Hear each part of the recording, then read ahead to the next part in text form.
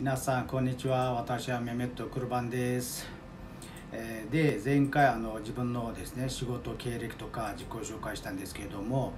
で昔やってきた仕事の内容とかも説明したんですけれども、今回はですね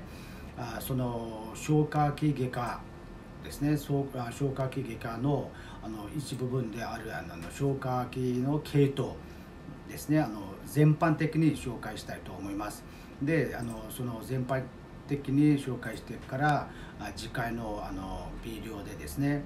その一つの臓器とかですねのその機能とかですね、あとは疾患ですね、その病気の予防とかですね、いろいろ話していきたいと思います。よろしくお願いします。で消化器系統はですね、口から肛門までですね、大体ですね世界中の人々のですね平均的ですね、平均的に6メーターから9メーターと言われてます。でその消化器系統はどんな臓器含まれているかということですけれども、それはですね、この写真見たら分かると思いますが、口から始まってですね、口の中に3つの唾液腺がありまして、であとは食道、あとは次はですねその胃ですね、胃の次はですね十二指腸で、十二指腸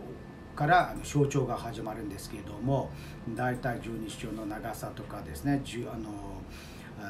25センチとか言われているんですけれども、あとはですね十二指腸のあとはですね空腸とか、あとはですね海腸とかですね、であとはですね盲腸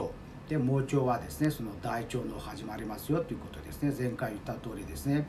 虫垂炎のところもここから始まるんですね。で虫垂炎はですねこの盲腸のその底の部分ですね。でそこから大腸もですね、大体ですね上行結腸とかですね、横行結腸とかですね、下行結腸、S 腸結腸とかですね、いろいろですね、そういう細かく分離しますよということですね。で前回見た通りですね、なるべく私はですねそんなに専門的な医学的な単語とか言わないで、なるべくですね分かりやすいようにですね、みんな分かりやすいように説明したいと思います。でここに来てからですね、その胃ですね、胃の次はですね十二指腸ですけれども、十二指腸にですねその胆の胆液ですね、胆汁とかですねここに流れてくるよということですね。あとはこの胃の下にですね膵臓がありますけれども、この膵臓、写真見た通りですね、膵臓のですね膵管ですね、管からその膵液とかも十二指腸に流れてきますよということですね。でこの写真もですねすごく分かりやすいと思って出してるんですけれども、そのですね口から何が食べ物とかですね入ってからその食道に来てですね、その食道からあとは胃に入りますよということですね。胃に入ってからあとはですね十二指腸、あとはその十二指腸はさっき言った通りですね小腸の始まるんですけれども、その栄養ですね、栄養は大体全てがですねこの小腸でですね吸収しますよということですね。大腸はですね大体水だけですね、水の吸収ですねする機能がありますよということです。で今もちょっと緊張してるんですけれども、これからですねさっき言った通りその口の中の3つの唾液腺とかですね、機能とかどんなに役割があるとかですね、あとは食道ですね、食道の3つのこの写真見たら分かると思いますけれども、3つの狭窄部ですね、狭いところがありますけれども、なぜ我々はですね物を食べたらですね、食べ物を食べたらゲップするかとかですね、であとはですねなぜ我々ねですね胸がですね躍動するとかですねすごく痛み感じるとか、あとはですね胃の手術ですね、手術した後はどうなるかとかですね、私も昔ですね胃の手術とか参加したことが何回もありますけれども、あとはですねその遺産とかですね、遺産はどんなものかとかですね、あとはですねその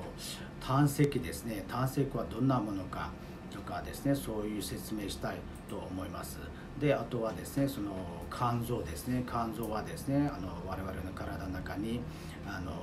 一番大きい工場と言われています。肝臓を手術してからですね回復ですね、回復力がすごいんですよ。で私も DVD ね、日本の DVD 持ってるんですけれども、それもですねその肝臓の部分を説明した時話したいと思います。であとはですねその膵臓ですね、膵臓っていうのはですねこの胃の下の部分ですね。で胃の下の部分ですごく敏感な臓器ですよ。で皆さん糖尿病とかですねすごく多いんですけれども、患者さんの中に。でその膵臓はですね膵臓炎とかですね、急性膵臓炎とかですね、原因は何かとかですね、それもですね後でその膵臓の部分とかですね、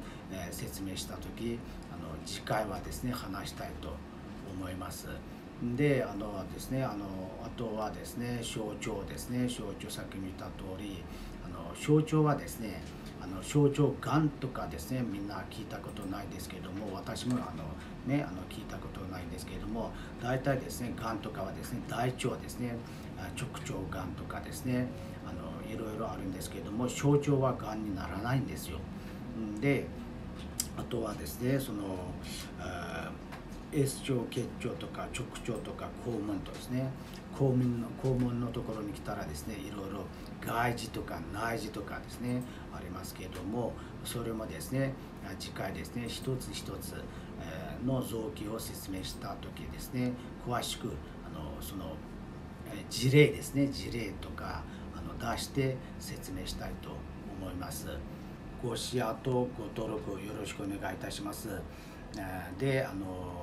あとはですね私ねもいろいろコメントですね、日本の方々からですねいろいろコメント来てるんですけれども、コメントよろしくお願いいたします。ありがとうございました。